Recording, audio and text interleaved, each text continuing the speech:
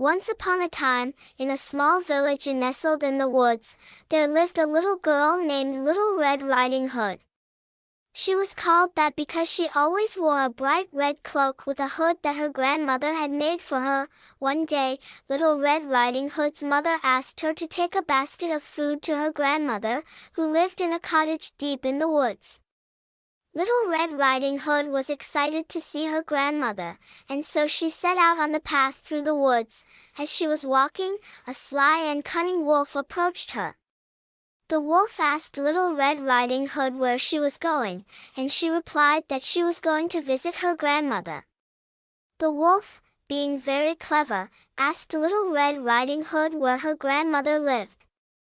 And Little Red Riding Hood foolishly told him.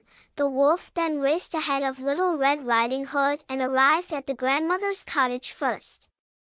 He knocked on the door and pretended to be Little Red Riding Hood, fooling the grandmother into letting him in. As soon as the wolf was inside, he gobbled up the grandmother in one gulp.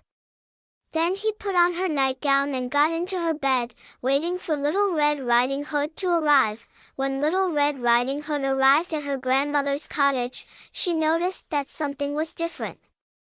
The wolf disguised as her grandmother tricked her and then tried to eat her as well, but luckily a woodcutter who was passing by heard Little Red Riding Hood's cries for help and came to her rescue. The woodcutter chased the wolf away and Little Red Riding Hood and her grandmother were saved. From that day on, Little Red Riding Hood learned never to talk to strangers and to always be careful when traveling through the woods, and so Little Red Riding Hood and her grandmother lived happily ever after.